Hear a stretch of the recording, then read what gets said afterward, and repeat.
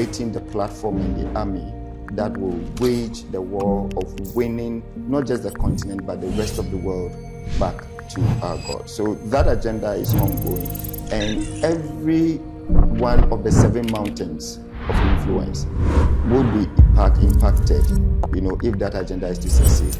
So Africa must first know that this is the overarching agenda, that God has a prophetic destiny for us. And it is only in the pursuit of that prophetic destiny that will fulfill our mandate as envoys that He sent on earth. And that's the only time our life will have meaning and definition.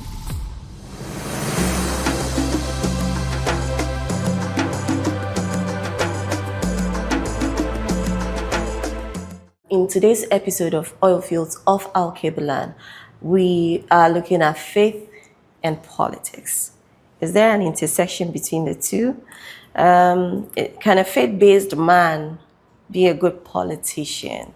A wise woman once said that all people are political beings, right?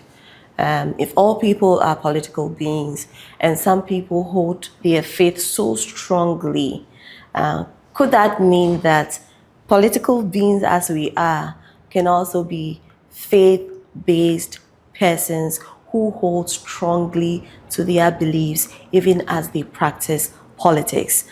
Today's guest is Courage Nobi. Yes. Yes. He's a young politician, and I've followed Courage for a bit now, and I have seen his work when he was with the New Patriotic Party, and then later joining the Movement for Change yes. With Alan Tremantin, a very bold Ghanaian politician who seeks to basically redefine what accountable governance is.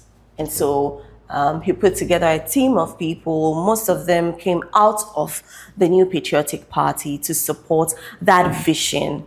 And Courage is with me here in studio. We're going to have conversations about politics and faith. We are going to talk about their experiences as they prepare towards the 2024 elections as a movement and then as a party.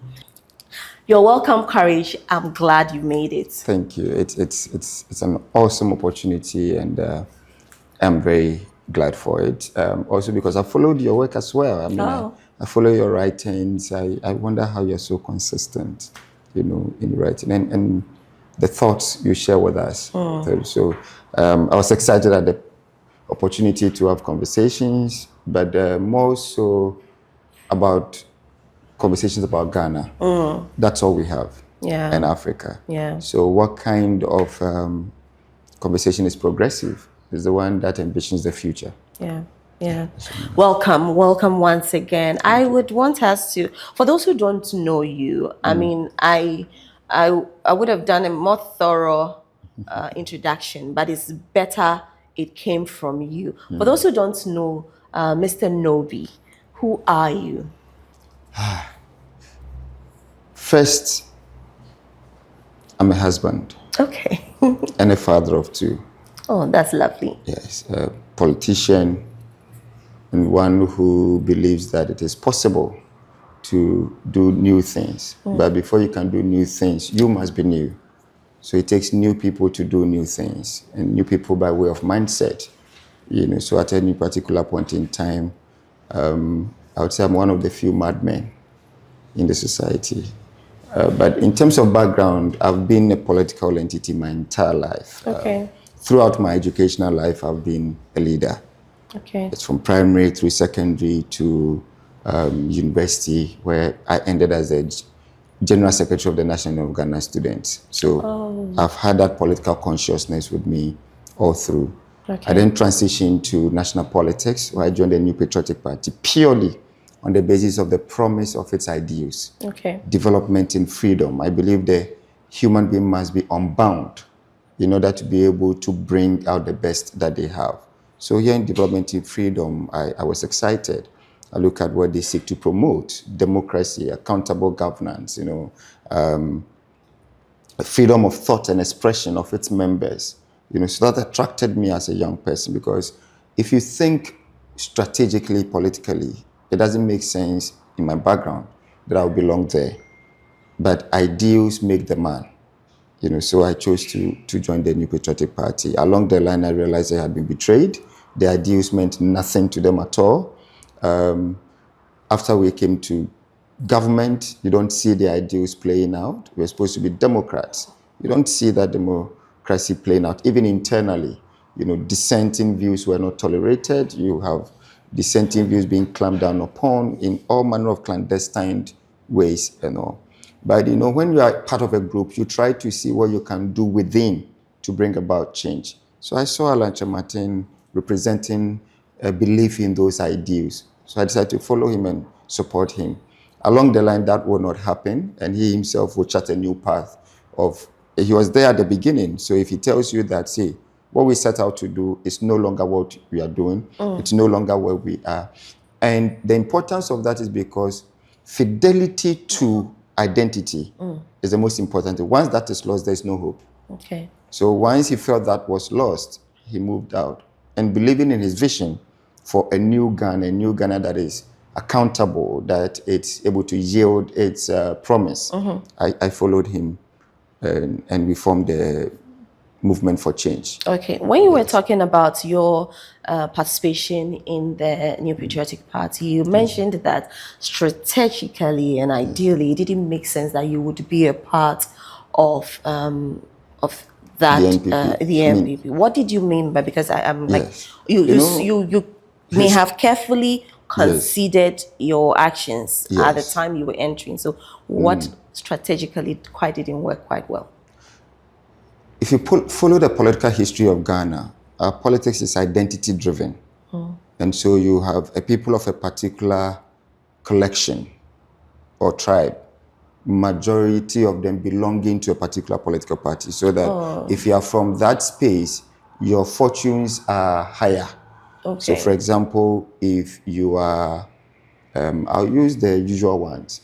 If you're an Asante, and you belong to the NPP, the likelihood of you becoming a member of parliament and all of that is higher than if you are an NDC in that space. All right. If you are in the Volta region, for example, and you are NPP, the likelihood of you rising to the national level inside the party, yes, you could become party chairman or what have you, but becoming a member of parliament and the likes is actually less. The chances are lower than the person who is NDC. Why? Because as a collective, they believe in this path. Okay. I'm a Danbe.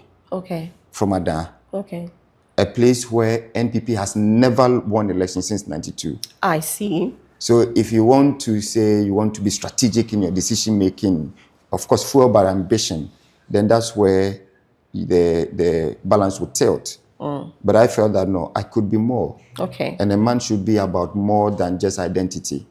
And part of that is, what does this group uphold? What is its identity? What are the ideals that make and form it? Believing that those will be strong enough to overpower any of these conditions that nobody has any control over. Okay, so touching on it vaguely, we talked about principles. Yes. What are the principles, the ideal, what should be the ideal situation in political behavior as it pertains to the leadership and as it pertains to the members of the community, the nation? There seems to be a lot of social loafing, you know, in our body politics. Groupthink is what is advanced rather than individuality. And you see, it is the individual strengths that make the strength of the union. So that when that individuality is lost, the union means nothing. Okay. Our political parties across the divide, as I have observed, push a certain form of intolerance of dissenting views. Okay.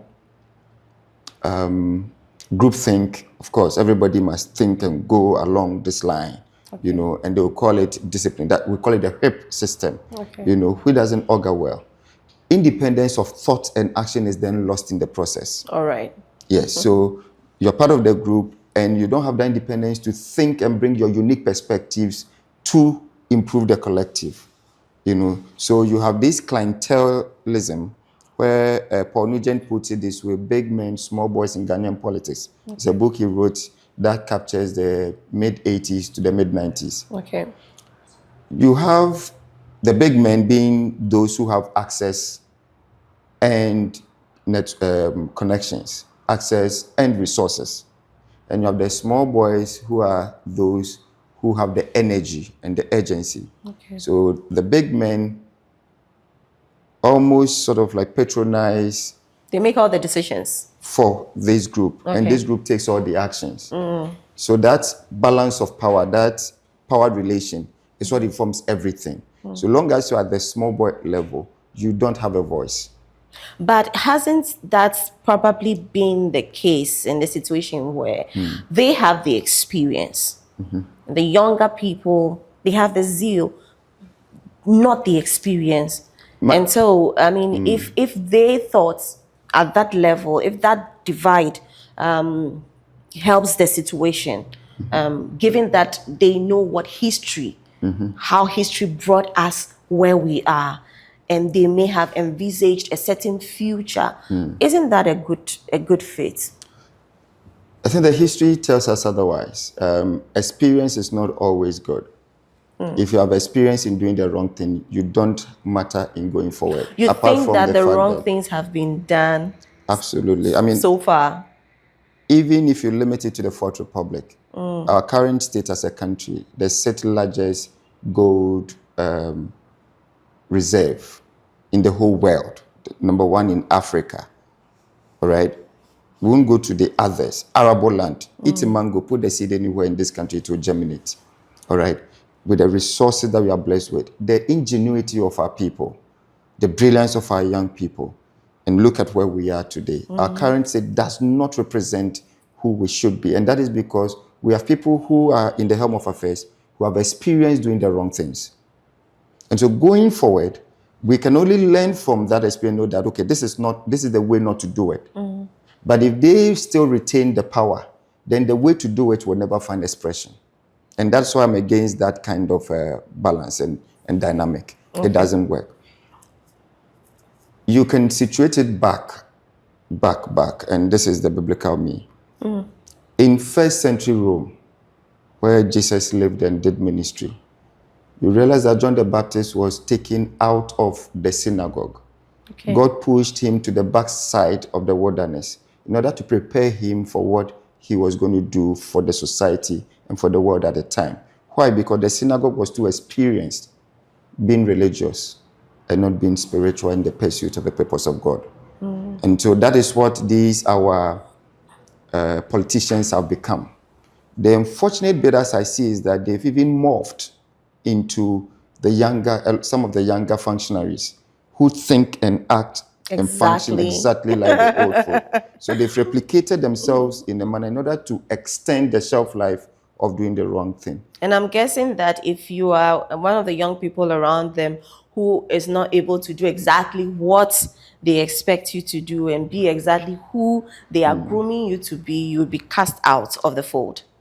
They've so refined the craft that from interaction, they know who to they profile you and know who to support, who can play the small boy for them and who will not. Who will be part of a game. And who will not. They know those who want to challenge the status quo and those who will just align and move with it. They've mastered it. So you can be part of the collective, be in the fold, but still alienated within, in a manner that the ideals you bring on board is not good for their agenda. And almost always, without a fail, the agenda is counter the progressive Ghana that we want to see. And that is why government after government, government in, government out, NPP, NDC, across the divide, immediately they leave office, what you hear is scandals. Sometimes even before they leave office, you hear serious scandals. Because this is what happens. A political party comes to office. You see a brilliant young man being appointed to be CEO of a particular institution, not by his merit. It is because his or her godfather has business interests in that sector of the society.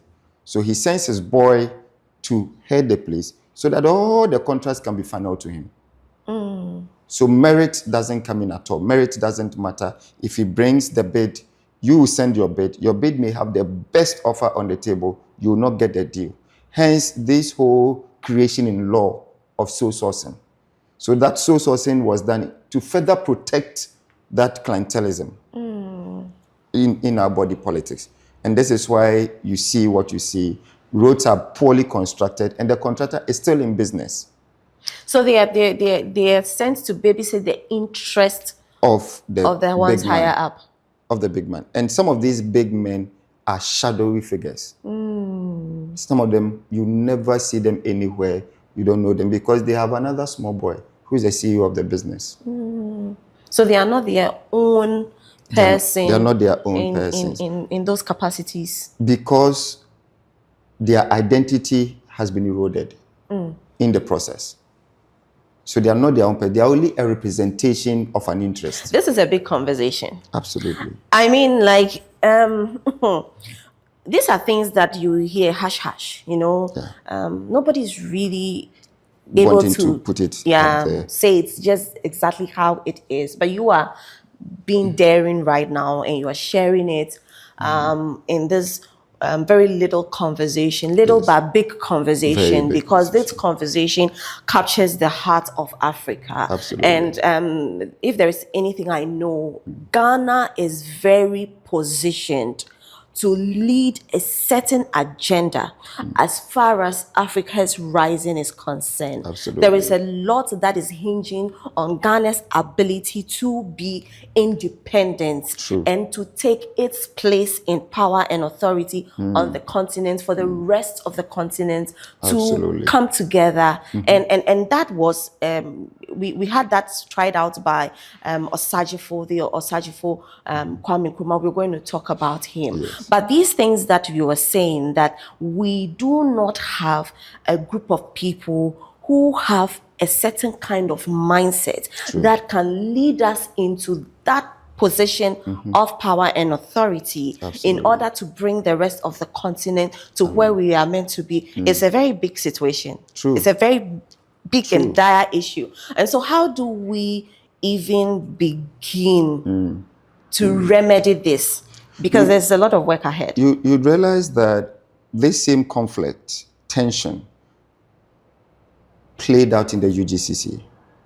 You had these elites, I mean, merchants, lawyers, most of these lawyers from palaces.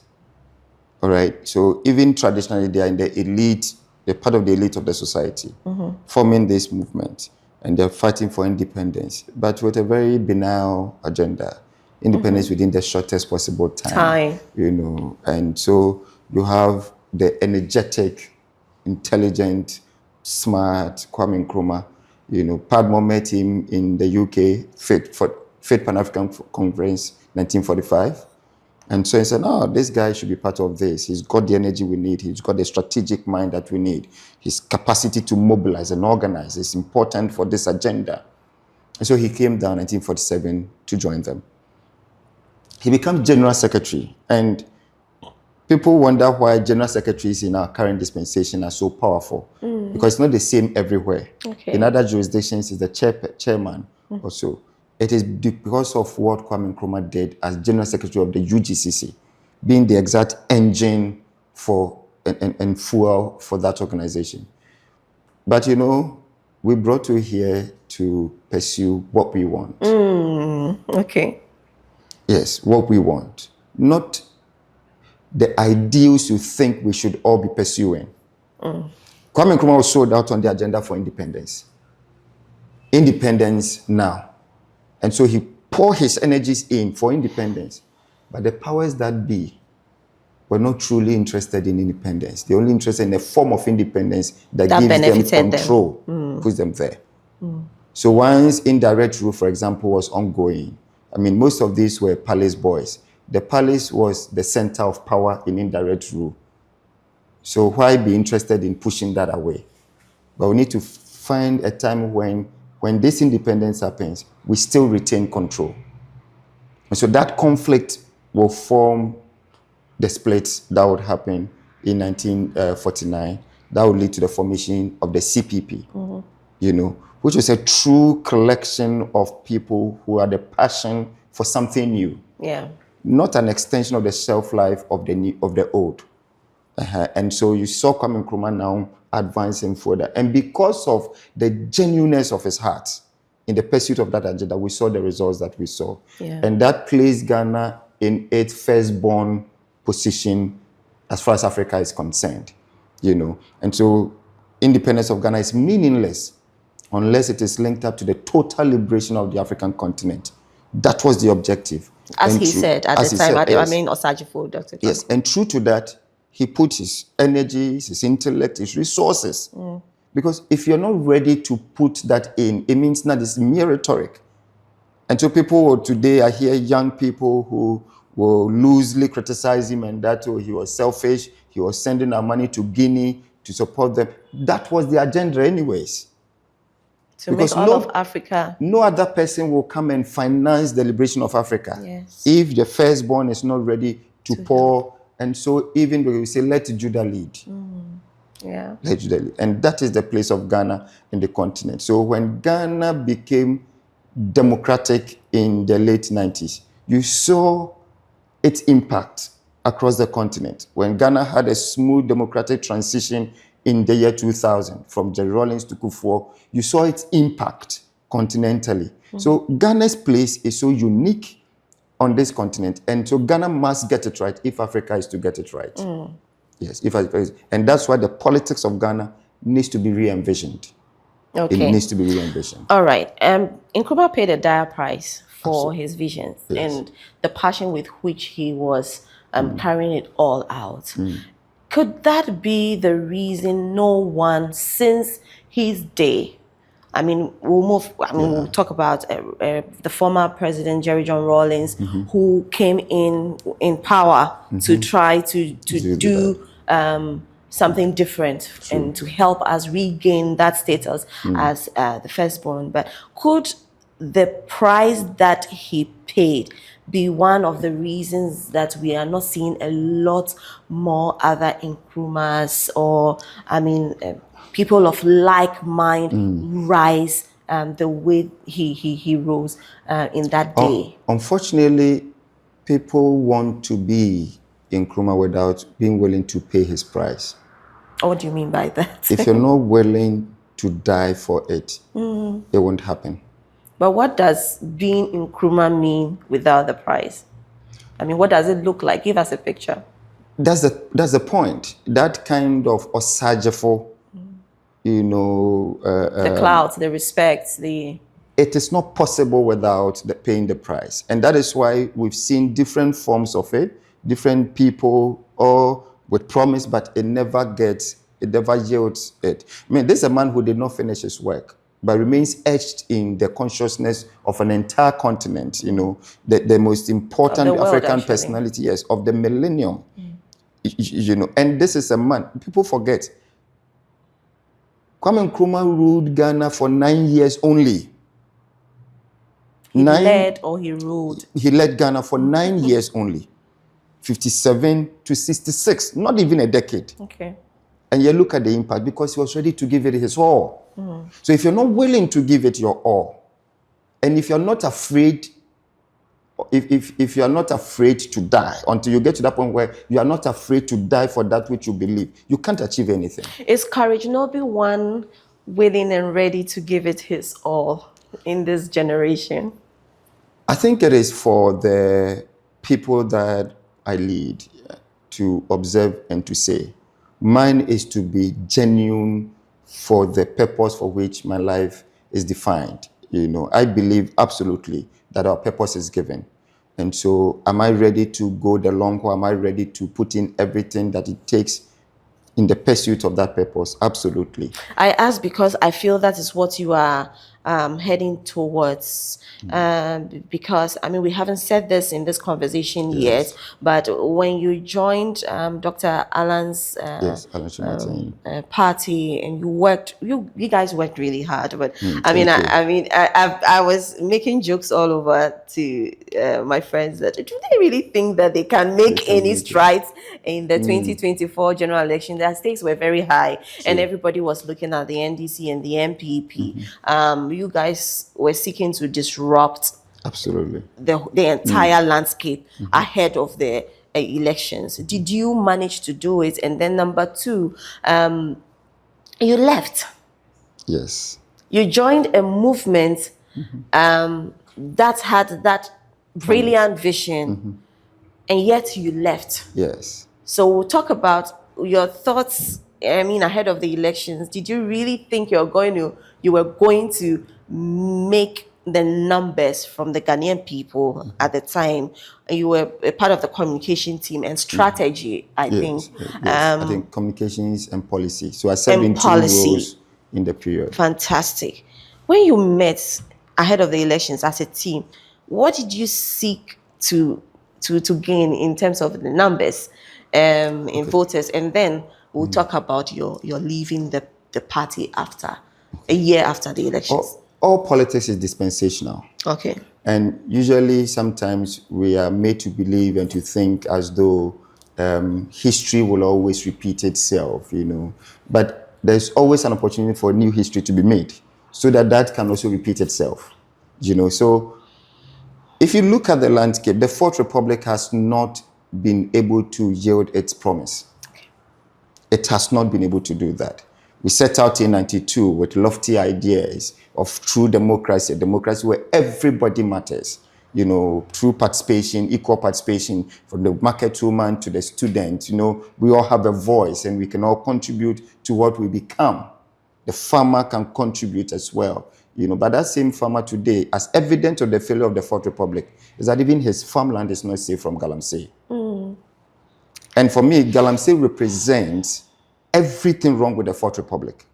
Everything wrong with the kind of political leadership we've had it is encapsulated in this Galamsey problem on our heads. It's a symbol of the failure. It's a symbol of the failure. If a people come to a point where they cannot protect the source of life, water bodies, that is a disaster, But we are there, and yet we don't have to remain there. There should be the possibility of getting out of that mess and creating a new thing, creating something that all of us can be proud of, that would extend and make sure that we are all successful. We are all successful, because being all successful means that every individual has the liberty to have their God-given talent find expression.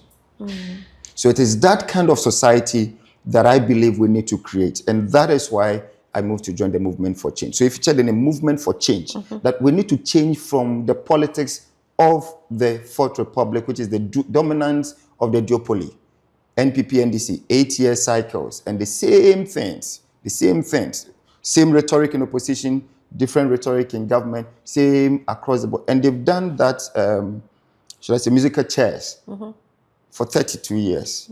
So we felt that no, after a whole generation of experimenting with this and it's not yielding the results that we require, then we should be able to chart a new path, and hence the movement, So we formed it knowing and believing that the good people of Ghana desire to get better results. They desire a different kind of political leadership, a different kind of governance that will yield its promise. And we truly believe that it is still possible in this space, because the people are disillusioned. I mean, you're online, you see the concerns of young people. Young people who have graduated from some after a decade still do not have a job to do. Some get jobs that is unable to take care of them, even their basic needs, And so you have this culture of corruption that is a direct creation by the political class. Yes, so people seem to necessarily have to be corrupt to survive. And people seem to necessarily need a job to survive. Because the environment is not there for them to express themselves creatively, for they to be able to even pursue the ingenious ideas that they have that may not require them to have a job. But it is the political class, it's the leadership that creates the platform for everybody to find their place and to thrive in their place in that environment. But we've not done that. Is this current government not doing well? I think I decided to give this current government a year to watch. So if you check on my social media, I've not done any critical engagement on the current government because I believe because of the unique situation of particularly President John Mahama. I mean, this is somebody who was president before, vice president for 4 years, became president for 4 years and left power. And he sought and gained again the opportunity to rule. So I felt that unique arrangement, provides him an opportunity, to. So for me, whereas President Akufo-Addo was the final hope, as they said, of us, whether there is hope in this democracy at all, President Mahama represents the final episode if the Fourth Republic can ever deliver any good for this country called Ghana. And I'm monitoring. So far, there are concerns. Okay. There are concerns. Tell me. Some very positive signs, in there. But structurally, I've not seen anything change yet. And until the structure is dismantled, the outcome will be the same as yesterday. What about the mindset? Because you have this whole reset agenda and we are all rooting for it. So far, everything we have heard about reset, a year down the line, the question is, what exactly has been reset? And you see, in the race to the bottom, and for me, that talks about the big disaster that Akufo-Addo was. I think he's the worst of the Fourth Republic, if you ask me. And that is because when you take a people so low, let's say low to negatives, even 2 looks like progress. Oh. So the standards are the standard is extremely low. Extremely low with what we just saw. The horror of governance that we saw under President Akufo-Addo has so lowered the bar that it takes just a little. Mind you, so let's take a scale of 10, right? And I made the point that the only reason why President Mahama looked like an option was because of the monumental failure of President Akufo-Addo. Oh. That's the only reason why. Really? Because on a scale of, say, 0 to 10, as at 2016, we probably thought President Mahama was delivering around 4. And that was not good enough for us as a people. So we kicked him out and brought in President Akufo-Addo, right? For 4 to become a viable option in the minds of people, it means that Akufo-Addo was doing below 4. If not President Mahama, who? Couldn't it also have been that maybe the conditions and the situation around the time where you rated him as 4 were so probably so bad that he became prepared better? I think in the history of leadership, leaders make the conditions. Leaders form the conditions. Okay. So you come, the conditions are bad. The first thing you want to do is reform and restructure. And leaders are clothed with the power to reform and restructure. So if you fail to do that, you don't then blame your failure for the reason why you failed and expect us to understand you. You failed to do that. You failed to restructure and reform, to dismantle the architecture that does not work. That is actually making it difficult for you to work. And so that architecture must be dismantled if you'll be able to do anything differently. And that's why this whole politics that does not challenge the very architecture responsible for the lack of development, responsible for the rot and the corruption, responsible for the opacity in government that lends itself to so much corruption. If that architecture is not dismantled, there's no hope. And I'm looking at President John Mahama and seeing how he does that. Doing that is the only thing that will convince me that he indeed means well by this country and that he can do better for People us. talk about the General Secretary of the National Democratic Congress, that's the NDC party in government. They talk about his ideas and ideals and some of the things that he tells the members of his party, for instance, about having a mindset shift and change that will enable them achieve the reset agenda. He was on record saying some of the things that are done to put people in political positions or even serve the nation Offices. in institutions and offices. The things that were done in the past are not what is going to be done in the present time. I do not have the capacity in my small podcast room to investigate and tell whether or not some of these things that came out of his lips at the time, I mean, at the beginning of the their administration. have actually been followed through. But with that mindset, do you think there is some hope? I think there is some hope. To hear some of this from the General Secretary of the ruling party was refreshing. And, you know, we run a system where the parties morph into the government, which is unfortunate, because the party should be independent of the government. The party is the vanguard of the ideals that brought the government. So the party should be the first check on the government. The party. And for that to happen, you need a General Secretary who has the cojones to want to push that. So when I saw that in him, I was like, okay, this is refreshing. I'm yet to see how forcefully and how far he's able to advance that, because he's clothed with the capacity, with the power, with the office to do that. There will be pushback. Every time you rise against a rotten system, the beneficiaries of the rot will fight you. They'll fight you. But I want to see how he navigates that pushback, you know, for who he is. That is what will show whether he genuinely meant what he said or it was the usual political rhetoric. Well, yeah, we never know, right? You never know. Yeah, but I don't know if you decided to swear with that question, but why did you leave the movement for change if it was actually, I mean, what you dreamed of and you loved the direction? What took you out? I think time.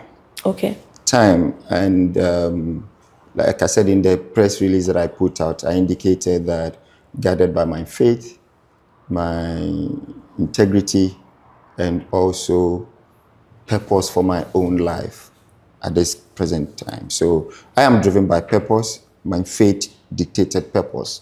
You know, there is one God. We came from eternity by his sovereignty. He assigned us a purpose for his agenda on this earth. And nothing else matters in our lives apart from that. So I'm pursuing my purpose. And in the pursuit of that, you need to constantly reflect to decide whether, okay, am I still at this point in time from the direction? Are we still on course? And if that is not the case, what happened? Then it's important that you push out. So I don't think anything happened, anything dramatic happened. It's just that when after the elections, I took time off to reflect. And from my reflections, I felt that the direction that is needed for me that platform will no longer be in the position to serve it. So it served its purpose for the 15 months that I was where. But that purpose, as far as I am concerned, my purpose is concerned, is served. Then continuing to be the holding on meant nothing any longer. And that is why I met the founder and leader, Alan Martin. I mean, a statesman I deeply respect, still communicated my decision to him. And he graciously accepted it. Graciously. I mean, no bad blood, nothing at all. And he sort of understood where I was coming from. And so I moved on the basis of that. I'm curious about two things. I'm curious to see where he takes his vehicle to.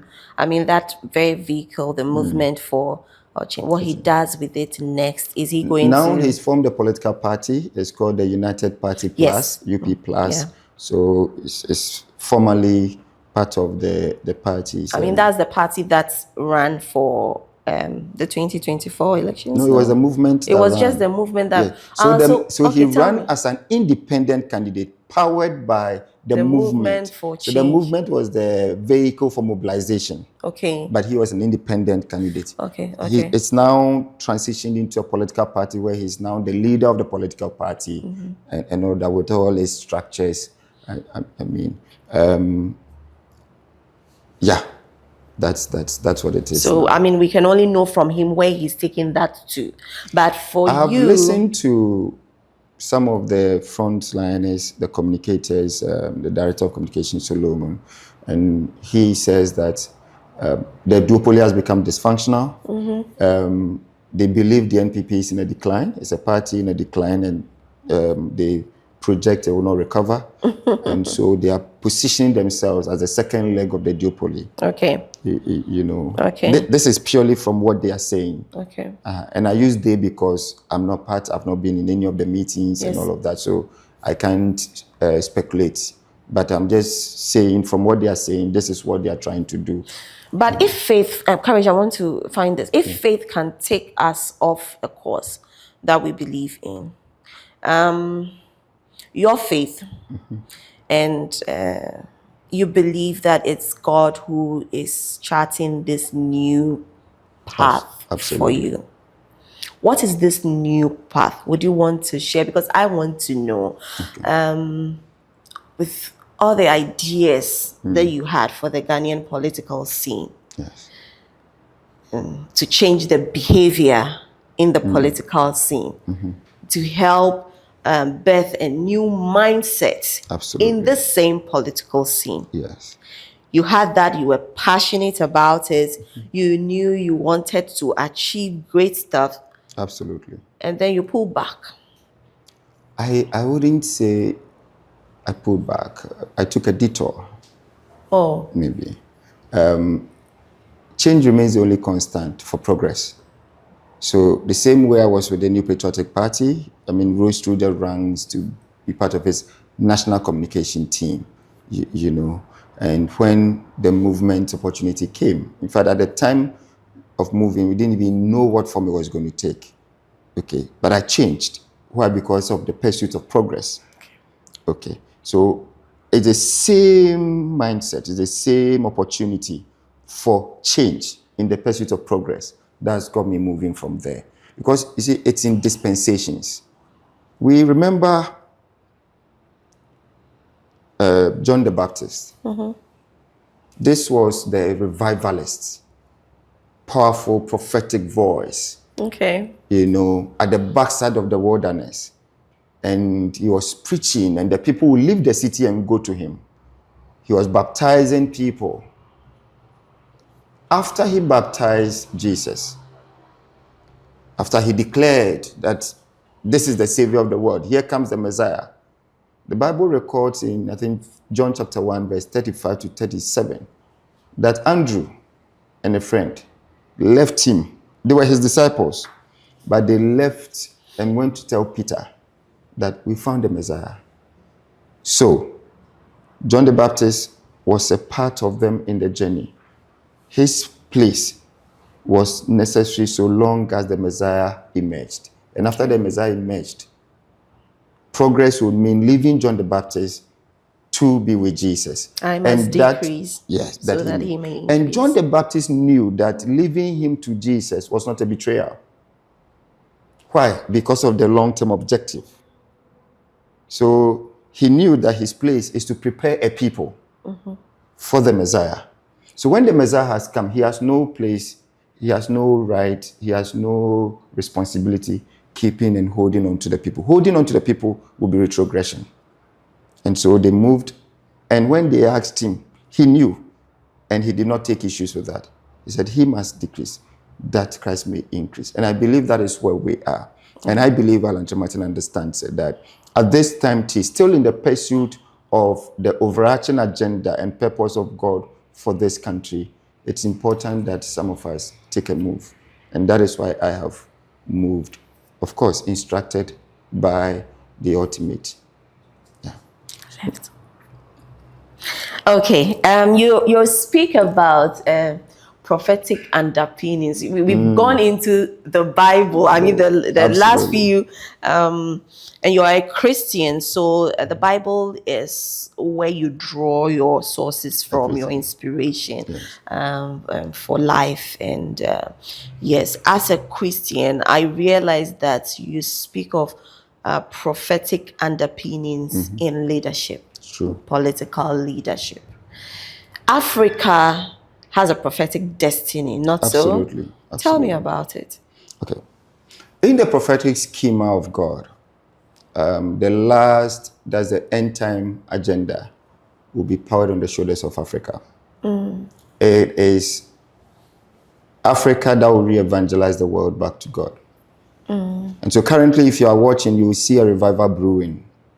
It's not hit it there yet, but it's brewing. And the sign of that is that a lot more people are praying, young people are praying, prayer is being fermented across certain key countries, what we call the gateway nations. You know, I mean, look at Ghana, Nigeria, Uganda, South Africa, Kenya, you know. And that is the beginning of creating the platform and the army that will wage the war of winning not just the continent but the rest of the world back to our God. So that agenda is ongoing, and every one of the 7 mountains of influence would be impacted, you know, if that agenda is to succeed. So Africa must first know that this is the overarching agenda, that God has a prophetic destiny for us. And it is only in the pursuit of that prophetic destiny that will fulfill our mandate as envoys that he sent on earth. And that's the only time our life will have meaning and definition. As far as Ghana is concerned in that scheme, like I said, Ghana is always the firstborn. Always the firstborn. And so if you check Ghana's own history, you will see the hand of God underpinning every single change that's occurred. People have not observed. Do you realize that in 1979, at the peak of the political instability after the overthrow of Kwame Nkrumah, that's like 26 years of instability, a certain prayer movement started Okay. by Archbishop Nicholas Duncan Williams. Okay. It was on the back of that prayer movement following the SU revival of the 70s that Ghana was ushered into the democratic phase in 1992. Everything is powered by prayer. Every single change you see in society, if it is positive, is powered by prayer. If it is not powered by prayer, we see that it's usually in the retrogressive direction. You know, around 1996, another prayer movement started. You know, Aglo Women's Movement. Oh, yeah. It was so powerful that they have presence even in the markets across the country. And every month they will meet and send forth intercession. It was on the back of their intercession that we had a smooth transition in our democracy for the first time in the year 2000.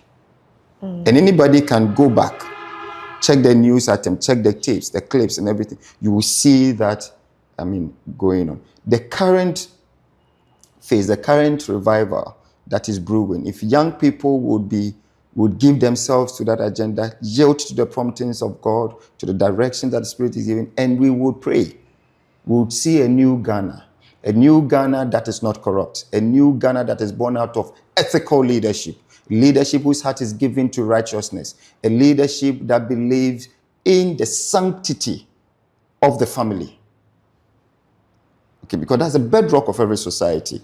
A leadership that is so inspired by a vision for all and not for the enrichment of self. A leadership that will not privatize public wealth, as we are seeing. But that leadership is only possible if young people will give themselves to prayer and will pay the price that is needed for the emergence of that new. What would the prayer do? I mean, it's about the people. If the people want to be corrupt, if the people want to do whatever it is that they want to do, it is their psyche, their mindset, and it's their that's how they are brought up perhaps.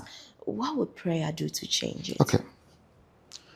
Consistently, there's been a move to push God out of the public square. Okay.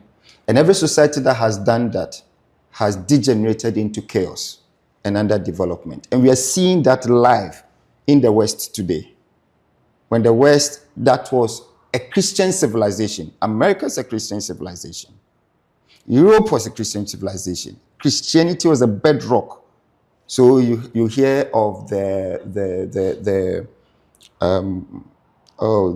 Puritan ethics, the ethics that formed, that created that honest culture, the culture of a people who believe that I must be honest as a worker, I must be honest as an employer, I must be honest as a public servant, I must be honest as a civil servant, I must be honest as a father, as a mother, as a child. That which powered the industrialization that we saw, the industrial revolution that we saw, it was powered by a people whose ethos is Christian.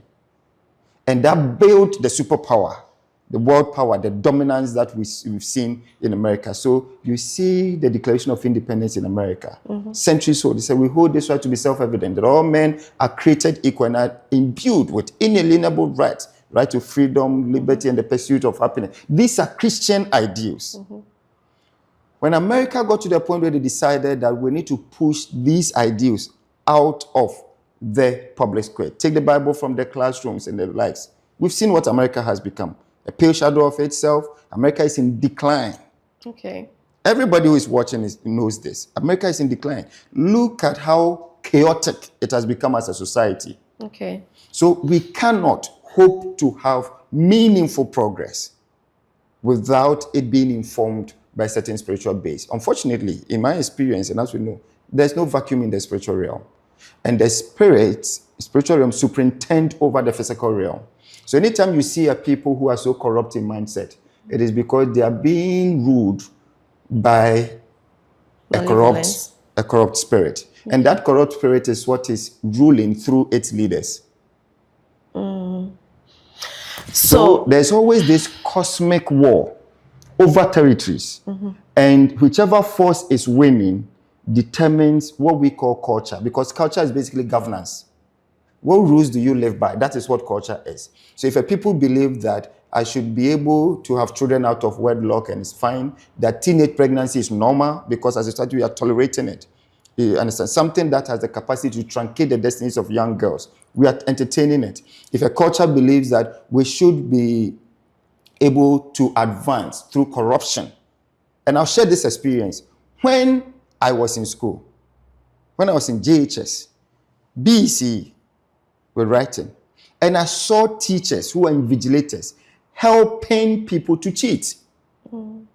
What the teacher is saying is that it is okay to advance through rot. This same young person goes to secondary school, and we saw that happen with Wasi as well.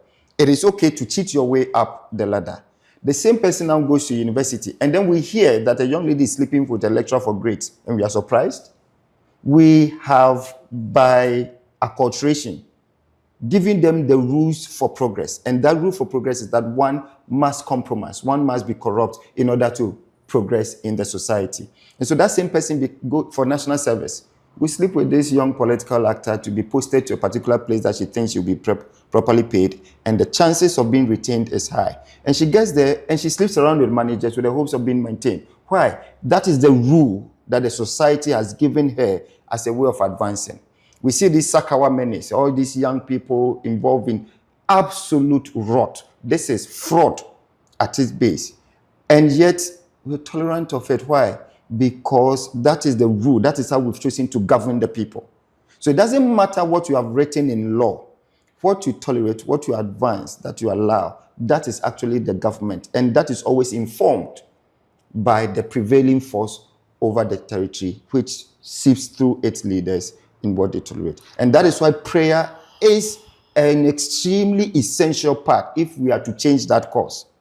Because prayer then means we are inviting the divine to intervene with a new set of rules that will now govern the society, which is the set of rules that must first be seen in the new set of leaders that will arise. Then we can have hope of a transformed society for ourselves as a country. So absolutely, reject the attempt to push God out of the public square. You push God out of the public square, you have chaos, underdevelopment, and retrogression for a society. This is your agenda. This is your mission.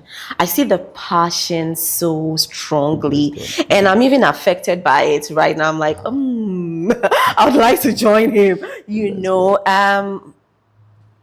I felt it so deeply when you shared with me what prayer can do and what it would help usher into our societies through the divine actor, our God. Yes.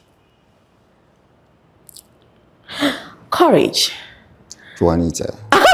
Do you think you can make this work? You can lead this movement? Because that is what I am seeing you moving towards. You haven't said it that this is what I'm doing next. But the passion, the very passion within you as you spoke, made me realize this is what you're about now. This is what he's going to do. It's going to work, isn't it? I think that it is not within my power to make it work. It is in the power of He who sent me to make it work, if I rely on Him.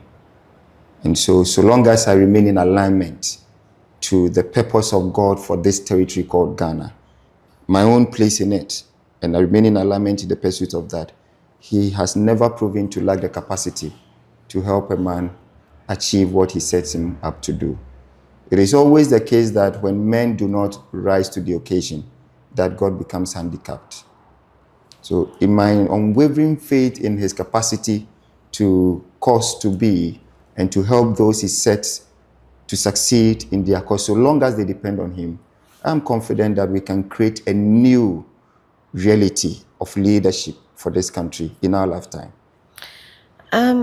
What role, if you're talking to other young people like you, younger than you, being that we are all political beings and a lot of people want to be political actors, young people, what role should these young people, of faith, play to change the political scene? What would you say to them right now? I mean, what role do you think they should play to achieve what you are hoping to see? I think, first of all, every young person must know that they are here for a purpose. You're not here just by chance. You're sent here for a purpose, and it is your responsibility to discover that purpose in prayer. And if you give yourself to prayer, you will know, because God is always waiting to disclose to you the purpose for which He brought you on earth. When you know that, become 100% convicted and sold out to that purpose. And that will be your own place in the new thing that God wants to do for this country. And so I will urge every young person to seek to find that purpose for which they are on earth. And that would be their own contribution to the process. When you discover purpose, you realize one thing, that it is a fuel and a vehicle of its own. It has its own capacity to sustain you to go through the process. And so discovering purpose is the first thing. But the steps to discovering purpose is to go back to the one who brought you here. Why am I here? Why do you bring me on earth? I believe that this iPhone will not know its purpose apart from its maker. And when the purpose of a thing is not known, abuse is inevitable, according to the late Dr. Miles Monroe. So every young person has the responsibility, individual responsibility, to discover their purpose. Then you realize that in this same dispensation, you have a place by your purpose. And in the pursuit of our purposes will be the grand agenda of God emerging for this country. So I think that would be the first thing. Fantastic. I mean, to end this conversation before Ebenezer kicks me out of the chair, to end this, two things. What kind of leadership mindset do we need to develop, what's it called? What kind of leadership mindset do we need to, bring Ghana to that sonship position. Position. Okay, and then 2, if the Fifth Republic was possible. Okay. Okay, if it was possible, and it were to be ushered in, what principles or institutions would you hope to see defining? So first of all, what do we do to deliver That on Ghana's political promise, and then the Fifth Republic, if it was possible, what institutions? And I think we have come to a place where Fifth Republic is inevitable. What does that Fifth Republic look like? It is a republic that is undergirded by values, that is underpinned by a set of values that is aligned to righteousness. And the leaders who can make that Fifth Republic possible must be leaders who are not self-serving. The mindset will be to serve the other and not self, because in serving the other, we are all factored and we are all collectively positioned to succeed, including the leader. And so a leader that is altruistic, truly, that is the mindset that we need. A leader that believes in ideals, the ideals that form the bedrock of humanity. That is the kind of leadership mindset. A leadership that believes in sustaining that which is sacred. Sacred. Like the institution of marriage. It's a sacred institution. Like our water bodies, they are sacred for our sustenance. Like our forests, they are sacred for our sustenance. Like the resources that God has blessed this land with, they are sacred and must all be exploited or explored in a manner that preserves the humanity of the society. It's a leader who has an appreciation of the sacred, the sacredness of human life, for which reason he will be willing to do any and everything for that human life to thrive, whether through education, health, technology, and all the means. It's that leader that can form that Fifth Republic. And that Fifth Republic is possible democratically. We don't need another bloodshed to attain that Fifth Republic. But that Fifth Republic will first be fermented at the place of prayer. So that's what is going to drive that change. That change. Not a revolution. No, and the reason why we talk about a Fifth Republic, you see, politically speaking, each of the republics has been informed by a new constitution. Each of them. Everybody has said that our current constitution is at the bedrock of the problem that we have. The constitution seems to have been crafted to enable the results we are seeing. So that structure, that founding structure of the Fourth Republic will have to be dismantled and a new one put in place. But that new one must be undergirded by a set of principles which we call collectively righteousness. And that would then position Ghana for what it is meant to be, why God created this small space, endowed with so much resources, so that we can use the resources to give the kind of, I'm trying to find the exact word, to give, put your words together, the kind of society that everybody will be proud to belong to, and not remain there, but also seek to advance that continent-wide. So you will see a partnership with other young people in other countries to make sure that we assist each other to attain our collective destiny. Not a Ghana that is in and unto itself, no. That Ghana, that is not our destiny. Our destiny is to kickstart and to connect with other people on the continent. And it is in that process that there's even the hope of dismantling these borders. There's a big need for that. But you see, it will not just happen. It will have to come out of a grand agenda that connects the people of the continent for a bigger objective than themselves and these small spaces that has been crafted by the colonial legacy for these spaces. That is the only way that we can say we'll give a new reality to ourselves and to generations unborn. Awesome. This was a nice conversation. I'm tempted to go on, but I'm we must sure have there will a always be the do-over. We have, opportunity, we yes, can to have have another conversations. opportunity. And it's been We can wonderful do this many, many times, as many as. at your service. Oh, Courage! It's been a very wonderful conversation, and I hope that all I wish that all you hope to achieve in this new phase. But tell us this: you are not giving gist, eh? I saw that the prayer thing is a big deal on the agenda. Yes, yes. But I mean, just to conclude, Okay. you hope to shift mindsets, right? Yes. And create like a new mind sort of movement, like you came out of sort of and build people up Yes. to be able to achieve what. True. So you must put your hand to the plow. So going forward, I'm still going to be engaged in the politics of this country, but as an independent politician, independent political actor. No political party, I don't belong to any of them, but I have a place in it. So I would advance that. In advancing that, I would hope to also engage other young people in capacity building so that we are deliberately preparing a people for what we are seeking to see. If you've not labored for a certain outcome, you have no right to wish for it. It will not be a kumbaya.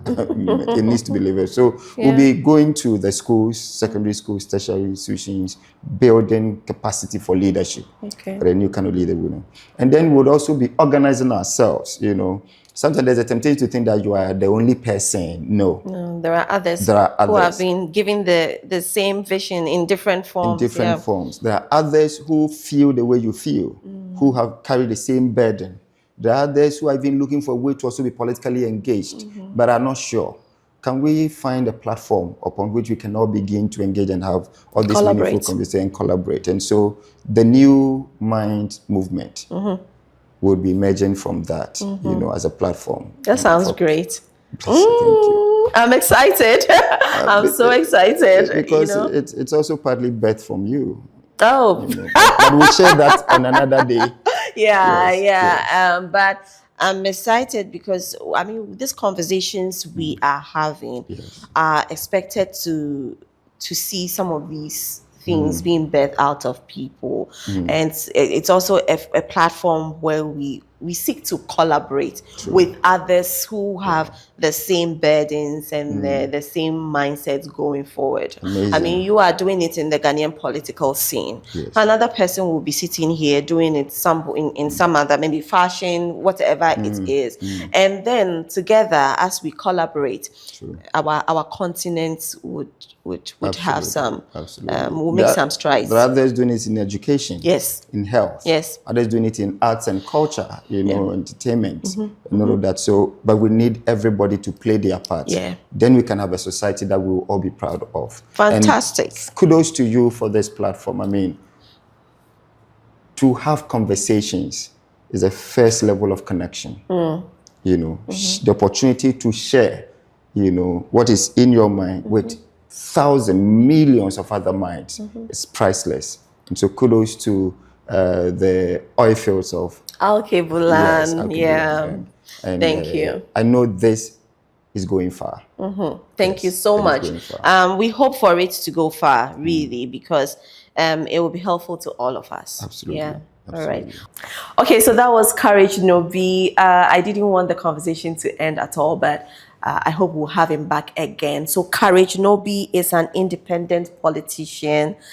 He's a founder of the Salt and Light Leadership, and he's a convener of the New Minds movement. You heard it here. This is what he's doing now, bringing together a generation who have the same passion as he has to see a new mindset birthed in the young politician or in the political field, to see a different behavior in our political space in order to bring the nation Ghana to that place where there is some reformation in our political scene, and that in turn would also affect the communities that are underneath the governance structures. So yes, Courage Nobi is a brave, independent political actor. He hopes to do something new. I feel like he's walking with the Nkrumah spirit. And something would come out of this space. So I'm glad I got to have this conversation with you. It's been an absolute pleasure having you. We'll do that again. We'll do that again next year, sometime next year, before the second half. Any day, anytime, I'll be available. All right. Thank you so much for having me. Thank you so much for making it. All right. Okay then. Bye.